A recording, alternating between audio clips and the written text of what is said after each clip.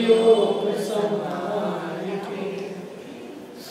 चढ़ाला की दूसरी डाल पर चर्चा चल रही है। रहित मिथ्या दर्शन का वर्णन अपना हो गया, रहित मिथ्या ज्ञान का भी वर्णन कल अपन ने किया था। किसी कुछ प्रश्न हो उसमें तो पूछ लो। क्या है रहित मिथ्या ज्ञान? क्या है रहित मिथ्या ज्ञान? है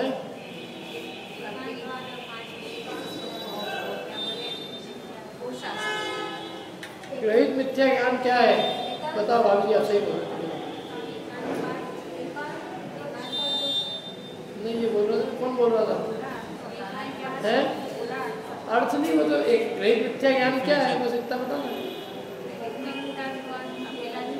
है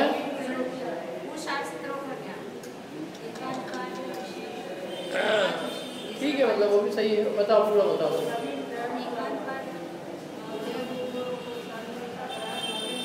क्या है वो? आप आए थे कल, बोलो ही मत, फिर गलत बोलोगे तो है ही नहीं सही उत्तर। रहित मिथ्या ज्ञान किसका स्वर का स्वरूप बताइए। कल बताया था आपने जो रागी देशी है। हाँ, पूरा बताना पूरा। 5 इंद्रिय के विषय कषाय वाला रचे गए। 5 इंद्रिय के विषय कषाय का पोषण करते हैं। और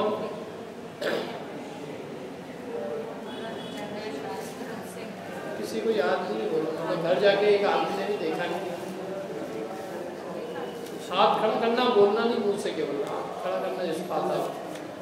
इस प्रश्न केवल इतना सा मेरा, रहित मिथ्या ज्ञान का स्वरूप बताइए, तो इससे आगे कुछ नहीं बोलना है। रहित मिथ्या ज्ञान क्या है?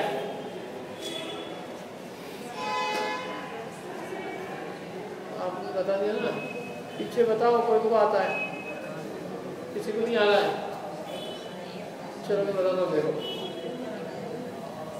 एकांतवाद से जो दूषित है, 5 इंद्रियों के विषयों का पोषण करते हैं और जो कल्पित है, मिथ्या है, और रागी मिथ्या दृष्टियों के द्वारा रचे गए हैं, ऐसे शास्त्रों का अभ्यास वो मिथ्या ज्ञान है और वह बहुत दुख को देने वाला है।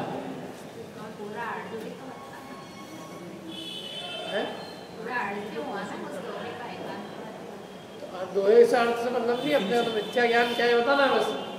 मिथ्या ज्ञान की तो स्वरूप है वो, ग्रहित मिथ्या ज्ञान का स्वरूप है ये। इसमें दिया है, देखो हेडिंग, ग्रहित मिथ्या ज्ञान का स्वरूप। अब वो क्या है, दोहा है कि क्या है, वो अपने को लगाना पड़ेगा। ग्रहित मिथ्या ज्ञान का स्वरूप परीक्षा में पूछेंगे, इतना लिखना है आपने। ऐसे शास्त्र जो एकांतवाद से दूषित है, जिनमें 5 इंद्रियों के विषयों का पोषण है, जो मिथ्या है, झूठे हैं, मैंने जिनमें कल्पित बातें लिखी हुई है, और जो रागियों के द्वारा और छद्मस्त मिथ्या दृष्टियों के द्वारा रचे गए हैं, मैंने किसी भी अल्पज्ञानी ने इसको रचा है, ऐसे शास्त्रों का अभ्यास वो मिथ्या, ग्रहित मिथ्या ज्ञान है। ग्रहित इसलिए क्योंकि ऐसे शास्त्रों का अभ्यास हम नया करते हैं, अनादि से ठीक कर रहे हैं। ऐसे शास्त्र जो है नए नए बने ना, जो कौन से जो मिथ्या शास्त्र है, रामायण महाभारत का ज्ञान बचपन से लेके आए थे, यहाँ आके हमने सीखी और उसको सीख के अपने अपनी मिथ्या मान्यताओं का पोषण किया। क्या तो वो जो अपनी मिथ्या मान्यताओं का पोषण इन शास्त्रों के अभ्यास से हुआ, माने 5 इंद्रिय के विषयों का पोषण हुआ, एकांतवाद का पोषण हुआ, और खोटे शास्त्र से मिथ्या बातों का निरूपण है जिसमें, और रागियों के द्वारा रचे गए, वीतरागी के द्वारा नहीं, और अल्पज्ञ के द्वारा, अल्पज्ञ माने छद्मस्त, केवल ज्ञानी की परंपरा वाले शास्त्र नहीं है, मैंने जिन मत में केवल ज्ञान माना ही नहीं गया है उन लोगों द्वारा लिखे गए। वो मानते ही नहीं कि कोई केवल ज्ञानी भी हो सकता है, होता है। वो खुद ही अपने आप को कह रहे हैं कि हम तो कोई खुद केवल ज्ञानी है ही नहीं। अपने यहाँ तो जितने शास्त्र है उसका आधार है, अपन कह रहे हैं कि वो किसके द्वारा रचे, किसके द्वारा कहे गए हैं, केवल ज्ञानी। तो हमारी बात तो प्रमाण है, क्योंकि वो सर्वज्ञ के द्वारा है, और सर्वज्ञ को सब लोगों का ज्ञान था, इसलिए उनके द्वारा कही गई बात झूठी नहीं है। तुम्हारे पास प्रमाण क्या है? तुम्हारे तो कोई भी आदमी चलता फिरता लिख दिया है, जिसकी बुद्धि में आया, थोड़ा बुद्धिमान हुआ, अपना शास्त्र रच दिया, शास्त्र को मानने वाले आ गए, और एक नया वचन पड़ा, खुद ही भगवान बन गए। तो दूसरे भगवान को क्यों मनवाए? अपनी बुद्धि से लोगों को स्वयं ही भगवान नहीं बनवा ले। क्या मतलब ऐसे बुद्धिशाली लोग हुए इसे संसार में, लेकिन थे कषाई, और उन कषाई जीवों ने अपनी बुद्धि से अनेक मिथ्या शास्त्रों की रचना की और जगत के जीवों को बहकाया कि भाई देखो, समझ लो यज्ञ की हिंसा में धर्म होता है, जीवों को मारने में भी धर्म है, बकरा भैंसा चढ़ा दो, भैंसे को काट दो, भैंसे की बलि होती है तो उसमें देवी खुश होती है, अनेक बकरा जो है कुर्बानी यदि दी जाए तो खुदा खुश होता है, इस प्रकार की बातें हैं। तो वो कहते हैं कि ये सब जो बातें चल रही है ये कहीं न कहीं किसी ने आदमी ने लिखी है ना, और ऐसे शास्त्रों का जो अभ्यास है वो दुख को देने वाला है। ऐसे संस्कार यदि जीव को पड़ जाए तो वहाँ दुख का कारण है, क्योंकि उसमें हिंसा का पोषण, हिंसा दुख का कारण, मिथ्या मान्यताओं की पुष्टि है, 5 इंद्रिय के विषय भोग की पुष्टि है, कषाय की पुष्टि है। इसलिए ये सब मिथ्या शास्त्र है, मतलब ग्रहित मिथ्या ज्ञान है, इनको इनका अभ्यास करना। ग्रहित इसलिए क्योंकि ये सब हमने नहीं पढ़े हैं। रामायण महाभारत लोग बहुत देखते चाव से, एकदम आगे घड़ा के बिल्कुल, और एक सब बंद सबका। अभी रामायण आ गई, रामचंद्र जी आए बिल्कुल साक्षात, हाथ जोड़ के खड़ा, अगरबत्ती लगाए थे। हाँ, और महाभारत, सूर्यपुत्र कर्ण आए हैं, सूर्य का पुत्र बताया उसमें, विदुर के पुत्र, विदुर के पुत्र बताया। विदुर ने एक स्त्री को देखा, ऐसे देखते रहे और आंखों से किरणें निकली और उसके गर्भ हो गया और पुत्र हो गया। मतलब कितनी उठपटांग बातें हैं ना ये सब बातें। इसलिए ये सब क्या है, मिथ्या शास्त्र। मतलब ये कोई बात, लेकिन लोगों को अच्छी ऐसी लगती है, अच्छा ऐसे भी हो जाते हैं बच्चे, वाह क्या हो जाते हैं, ऐसे भी होते हैं, पागल जैसी बातें ऐसे होने लग जाएंगे। बच्चे महिलाओं का घूमना फिरना ही बंद हो जाएगा, दुकानदार बंद क्या मतलब ये कितनी काल्पनिक है, और लोगों ने सबने देखी ही है, लेकिन किसी को विचार नहीं आया कि हम इतनी मिथ्या बात देख रहे हैं आराम से, और हम यही विचार नहीं कर पा रहे कि ये कितनी खोटी चीज़ों का पोषण हो रहा है। देखा होगा आपने, देखा नहीं देखा सीरियल? मैं तो उस दिन वो देखा तो मेरे दिमाग में छोटा सा ही था, मैं बड़ा था, मैंने कहा ये क्या तरकीब हुई है, मतलब ये कोई बात कैसे हो सकती? मछली से पुत्र हो जाए, मछली गई पानी के अंदर और आदमी पैदा कर दिया उसने। सूरज से कर्ण हो गया, सूरज ने ऊपर सीधे कर्ण फेंक दिया। मतलब चाहे जिसकी जो बात है, अब ऐसे शास्त्र पढ़े तो आदमी की बुद्धि भ्रमी नहीं तो क्या होगा उसका, कोई पटांग बातें मानेगा फिर, ये हो गया वो हो गया। नहा रही थी पार्वती जी और नहाते नहाते मेल से ही, नहाने में जो मेल निकला वो मेल से बच्चा हो। अब ये मतलब यदि लोक में यदि ऐसा कोई कहे तो उसको बहुत मूर्ख और अज्ञानी और क्या समझा जाएगा। यदि मैं 5-10 मिनट लेट हो जाऊँ और कई लोग क्यों लेट क्यों हो गए, कुछ नहीं, आज मेरी भाई बाथरूम में गई और उसका बच्चा हो, कैसे हो गया? कि मेल निकला उससे हो गया, और क्या हुआ उससे? क्या नहीं हो सकता कि मेल से बच्चा? तो लोग कहेंगे कि ये बिल्कुल बिल्कुल पागल जैसी बातें हैं, इनका इलाज कराना पड़ेगा कहीं बाहर गंगा में जाके। लेकिन लोग में तो अपने को पागल कहे हैं, लोग उसको कहे तो, और ऐसे शास्त्र है जिनमें इन बातों का निरूपण है। मतलब लोग ये भी विचार नहीं करते हैं कि ये बातें कभी संभव भी है। गेहूँ बोएंगे तो गेहूँ ही आएगा कि कुछ भी आ जाएगा? गेहूँ से गेहूँ आएगा, मक्के से मक्का, बाजरे से बाजरा, चने से चना। गेहूँ बोता है तो किसान को शंका होती है कि अरे कहीं ऐसा नहीं हो जाए आदमी होने लग जाए, इतने सारे संभालेगा कौन उनको? तो ऐसी पागल जैसी बातें जहाँ लिखी हो उसको कैसे प्रमाण मानी जाए? और ऐसी बातें लिखी है बहुत सारी शास्त्रों में। आदमियों को बंदर कहा गया है, किसी को राक्षस कहा है, किसी को क्या कहा है। उनका गोत्र था, वंश था, वंश का नाम क्या था उनका? वंश का नाम था वानर वंश, वंश का नाम था, उससे लोगों ने उनको वानर ही बना दिया। किसी के वंश का नाम था राक्षस तो उनको राक्षस बना दिया। सब उल्टा बात। हमारे वंश का नाम है क्या नाम? छाबड़ा। अब कालांतर में लोगों जो है कहे कि तो बछड़े थे क्या, ये तो नाम बदल के इनका छाबड़ा हो गया, पहले बछड़े थे। तो इनके माँ बाप इनके जो पिताजी थे ना, तो पहले बछड़े थे, तो बछड़े से धीरे धीरे आदमी बन गए। छाबड़ा में करना क्या है, अच्छा का ब इधर करना, अच्छा का इधर करना, ब इधर अच्छा इधर, बछड़ा हो गया। बछड़ा प्रवचन देता होगा, सब बछड़े ही सुनते होंगे। तो ऐसी बातें लोक में मूर्ख समझी जाती है, मूर्खताई की बातें। कोई बछड़ा कोई जानवर होता है, या जानवर ऐसे ये उंगली वो ले जाए, हवा में उड़ जाए और फिर पेड़ को क्या बोलते पहाड़ ही उठा ले जाए। अरे आप कभी विचार करो इस सब बातों पे, तो ऐसा लगेगा आपको कि क्या हो, कितनी संसार में लोग अपनी बुद्धि का उपयोग नहीं करते, तो कितनी कितनी मिथ्या प्रवृत्तियाँ चल रही है, और चल रही है, और जो है लोग किसी तरकीब से उन सबको चला देते हैं। मैंने बेवकूफ़ बनाने के कितने एक से एक हथियार लोगों ने अपना रखे हैं ऐसे, और शास्त्र रच दिए ऐसे। इसकी रचना कैसे हुई मालूम आपको? रामायण की नहीं मालूम? वाल्मीकि जी एक बार नहाने गए, तो नहाने गए तो वो उन्होंने क्या किया, अपना जो कमंडल था वो उन्होंने कमंडल चुपके से क्या करा, रखा। तो उनको लगा कि यार कभी कोई कमंडल उठा लेगा तो बोले रेत के अंदर घुसेड़ कर दो। तो बहुत सारी रेत इकट्ठी करी और उसमें कमंडल रखा, वो खूब रेत बना दी, ताकि अपने को याद रहे कि यहाँ अपन ने अपना कमंडल रखा है, तो दूसरे कमंडल से मिलेगा भी नहीं। और दूसरा ये इतना बड़ा वो है, क्या होता है नहाते हैं ना, तो नहाते हुए इधर उधर सब जगह चले जाते हैं, तो पता नहीं चलता है प्लेन जगह में कि अपने को कहाँ जाना है, कहाँ अपना कमंडल है। बहुत सारे कमंडल पड़े रहते हैं, तो इसलिए उन्होंने वो बना दिया। अच्छा रेत का टीला जैसा बनाया, उसमें अपने कमंडल छुपा के नहाने चले गए आराम से। थोड़ी देर नहाए, और नहा के जैसे ही निकले बाहर, तो देखे थे एक टीला नहीं है तो 50 टीले खड़े हुए। टीले कैसे खड़े हुए?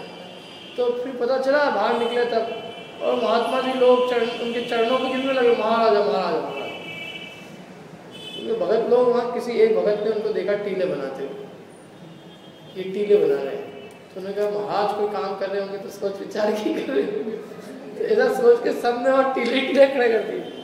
अब वो बेचारे महाराज तो बोले मेरा कमंडल ढूंढूं तो इसमें ढूंढूं किस में, यहाँ तो एक हमने बनाया था अपनी पहचान के लिए, लेकिन मूर्खों को कौन समझाए कि भैया मैंने अपनी पहचान के लिए टीला बनाया था, टीले बनाने में धर्म मान के टीले खड़ा कर दिए। तो उन्होंने कहा कि मेरे को नहीं मालूम था जनता इतनी मूर्ख भी हो सकती है। यदि जनता इतनी मूर्ख हो सकती है तो फिर उनको मिथ्या मतलब ऐसा कोई शास्त्र भी रचा जाए तो लोग उसको भी आराम से स्वीकार कर लें। तो फिर उन्होंने उसकी रचना करी। ये कहानी मैंने पढ़ी है, अब इसकी कितनी प्रामाणिकता है आप ये उनके साथ एक घटना घटी प्रैक्टिकल। जब घटना घटी तब उनको विचार आया कि जनता गतानुगतिक है। गतानुगतिक माने एक जिस जगह जाता है सारे के सारे लोग उसके पीछे जाते हैं। ये विचार नहीं करते हैं कि इसमें अपना हित है कि अहित है, क्यों करा इस आदमी ने कहा। विचार करने वाले कोई भिड़े लोग, भेड़े हैं यहाँ सब भेड़े, एक भेड़ जाएगी मरने सब चले जाएंगे, ऐसी भेड़े हैं देश में। तो उसने कहा इसमें क्या कौन सी बड़ी बात है, तो उसने रच दिया ऐसा। महाभारत की रचना, रामायण की रचना कर, उसको बता दिया सब। बड़े बड़े महापुरुषों को ऐसा ऐसा बताया, ऐसा चरित्र का दिग्दर्शन किया कि जिससे अपने को पढ़ के ही अपने को बड़ा दुख हो। मैंने अपने पिताजी के बारे में कोई बोल दे, तुम्हारे पिताजी जो है बछड़े थे, तो आदमी उसको हराम कर दे उसका जीना। और महापुरुषों के बारे में कोई बोल दे कि वो तो बंदर थे, बंदर। तो राम, हनु, सुग्रीव, सुडील, ये जो मोक्ष गए कौन थे? ये सब हनुमान, सुग्रीव, सुडील जैसे बंदर थे। तो मोक्ष बंदर है क्या? गौ गवाक, नील, महानील बंदर थे सब। इसलिए महापाप का काम है। जो लोग रामायण देखते हैं वो 7 व्यसन देखने से, 7 व्यसन का सेवन करने से भी बड़े पाप का सेवन करते हैं। जो लोग रामायण देखते हैं, महाभारत देखते हैं, या जिन टीवियों के सीरियल देखते हैं सारे जितने भी, पता नहीं काय के, कोई खून प्रिया है तो कोई के आधे में मिस्त्री है तो कोई के त्रिशूल है तो कोई गोपियों के साथ ही लीला कर रहा है तो कोई दुनिया बना रहा है, तो क्या कर रहा है देख रहे हैं लोग, बच्चे भी देख रहे हैं आराम से। ये सब महापाप का काम, महापाप, इससे बड़ा पाप संसार में कोई। क्यों? क्योंकि ये सब मिथ्या प्रवृत्तियाँ हैं और मिथ्या प्रवृत्तियाँ विषय कषाय का पोषण कर रहे हैं। क्या ज्ञान? ग्रहित मिथ्या ज्ञान। एक तो अग्रहित पहले से ही चला आ रहा है, पहले विषय कषाय का पोषण तो पहले ही जीव को है, तो विषय कषाय की वासना तो जीव को अनादिकाल से यूं ही लगी हुई है, और धर्म के नाम पे और उन्हीं वासनाओं का पोषण होता है। मैं तो एक बात कहता हूँ, देखो आपको यदि भोग भोगने हैं समय तो आपको धर्म का नाम लेने की क्या जरूरत है? आप यूं ही भोग लो। धर्म के नाम से भोग क्यों भोगने? भोगों की वासना तो यूं ही है अपने को, और धर्म से भी फिर भोग ही भोगने हैं तो धर्म की जरूरत क्या है? यूं ही भोगो ना। माने धर्म की आवश्यकता क्या है? धर्म की आवश्यकता तो भोगों की वासना मिटाने के लिए होती है, तो धर्म से भी भोगों की वासना ही बढ़ाई तो इसे धर्म की आवश्यकता है। तो ये पूरा बताना पड़ेगा परीक्षा में, ये नंबर कट जाएंगे सब। क्या ये मिथ्या है? एक मिथ्या शब्द के ऊपर है, ये सब मिथ्या है, ये अप्रशस्त है, मिथ्या है, सच्ची बात नहीं है इनमें। कोई कहे कि नहीं कुछ बात से सच्ची भी तो है, तो उसका एक ही उत्तर है, यदि किसी ठग को अपने हीरे बेचने हैं तो यदि वो नकली में असली नहीं मिलाएगा तो एक आदमी भी बिल्कुल ठगाएगा नहीं। पूरे के पूरे नकली होंगे ना सबके सब, तो दुनिया नहीं ठगाएगी। असली में नकली मिला के, नकली में असली मिला के माल बेचना पड़ेगा। मिलावट कर सकते हो आप, पूरी की पूरी नकली नहीं बेच सकते। क्या काली मिर्ची में पपीते के बीज डाल सकते हैं, लेकिन सारे के सारे पपीते बेचने जाओगे तो अंदर ही हो जाओ। बेचना मत, कोई भी ऐसा करना मत काम। लेकिन उदाहरण बता रहा हूँ मैं कि थोड़ी बहुत चल सकती है, सारी नहीं चल सकती। इसलिए ये जो जितनी भी चीज़ें चल रही है, ये बात सही है कि इनमें कुछ चीज़ें सत्य भी है, लेकिन वो सत्य नहीं कहना होती। यदि एक आध बात सच्ची नहीं होती तो ये बाकी बातों का विश्वास लोग करते कैसे? यदि एक भी सत्य का अंश नहीं होता तो लोग उसका विश्वास नहीं करते। चांदी भी बेचना होती ना नकली, तो चांदी जैसी दिखेगी तो बेच पाएगा, तो जिसमें थोड़ा बहुत सत्यता का आभास होगा तो वो अपनी झूठी बात उसमें मिला पाएगा। ऐसे शास्त्र नहीं पढ़ना अपने को, तो सीधी सी बात है। चाहे कोई भी उपन्यास के नाम पे हो, हैरी पॉटर के हो, चाहे वो बाइबल हो, चाहे कुरान हो, चाहे वो क्या क्या हो, वो जो भी अन्य मत के शास्त्र, ये कभी भी मतलब जब तक अपने को अच्छा जैन शास्त्रों का अभ्यास न हो जाए तब तक अन्य मतों के शास्त्रों का अभ्यास स्वप्न में भी भूल के नहीं करना चाहिए। पहले अपनी पढ़ लो चीज़ अच्छे से, पक्की कर लो अपनी क्या है, और फिर पढ़ना उनकी क्या है, समझ में आएगा। अपने तो कुछ पता ही नहीं है, इनको ठिकाना ही नहीं है। तुम जिस कुल में उत्पन्न हुए हो ना, भाग्य से तुम्हें बहुत बढ़िया जगह मिली है। ये बहुत लोगों के द्वारा टेस्टेड माल है, ये अच्छे बड़े बड़े ज्ञानी विद्वानों के द्वारा टेस्ट किया हुआ माल है। ये जो रत्नगण शावकाचार्य है, मोक्षाण प्रकाशक है, छेड़ाला है, तत्वार सूत्र है, बड़े बड़े ज्ञानी महापुरुषों के द्वारा टेस्ट की हुई चीज़ें हैं। अब तुम उनको पहले कर लो।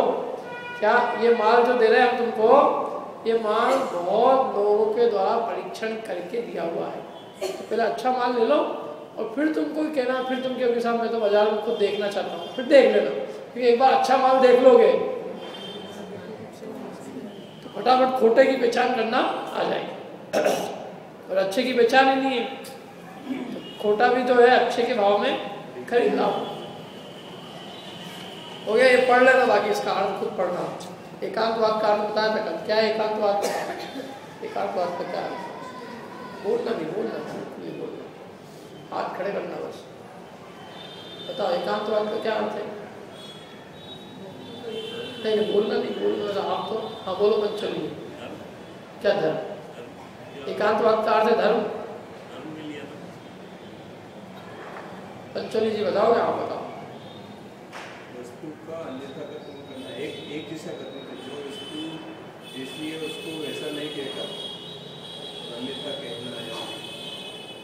नहीं चलो आप बताओ। हाँ एक बात तो वस्तु, एकांतवाद का अर्थ बताओ। चलो शाब्दिक अर्थ, शाब्दिक अर्थ बताओ। चलो बताओ। एक अंत का गुण, एक गुण का कथन करता हाँ। है, एक ही गुण का कथन माने वस्तु एक माने एक, अंत माने गुण अथवा धर्म, वाद माने कहना। तो वस्तु को एक गुण अथवा एक धर्म वाली कहना ये एकांतवाद। क्या वस्तु को एक धर्म वाली कहना? वस्तु अनेक धर्म वाली, वस्तु को एक धर्म वाली कहना। जैसे इनको ये कहना ये पिता है, तो ये पिता भी है चल जाएगा, लेकिन ये पिता ही है, पिता ही है, बेटा नहीं है, पिता ही है तो नहीं चलेगा, क्योंकि वो पिता धर्म भी है उसमें और बेटा धर्म। बिना बेटे के कोई पिता हो सकता है? नहीं, पिता ही है, पिता ही है, तो मैं कहने से क्या पिता ही है, भले इसके पिता ही जिंदा नहीं हो लेकिन बेटा तो है ना, तो उसमें दोनों धर्म विद्यमान है। ऐसे वस्तु में नित्य अनित्य दोनों धर्म विद्यमान है। कोई वस्तु नित्य है अनित्य नहीं है, नहीं चलेगा। एक धर्म का कथन करे, अन्य धर्म का निषेध करे, एकांतवाद। और जो यूं कहे कि नहीं वस्तु नित्य भी है अनित्य भी है, अथवा नित्य ही है ऐसा भी कहे तो भी दोष नहीं है। कब? जब वो अपेक्षा बता द्रव्यार्थिक नए से नित्य ही है, इनकी अपेक्षा पुत्र ही है, कोई दिक्कत नहीं। अपेक्षा बताओ, या तो दो बात है, या अपेक्षा बताओ या भी लगाओ या सियाद बोलो। तीन चीजें करी तुमने तो कोई दिक्कत नहीं, तीन चीज नहीं करी तो दिक्कत है। अकेला ही दिक्कत का काम, अकेला ही, अकेला ही माने वस्तु नित्य है, ये दिक्कत का काम। ही जहर है और भी अमृत है। वस्तु नित्य भी है और वस्तु नित्य ही है।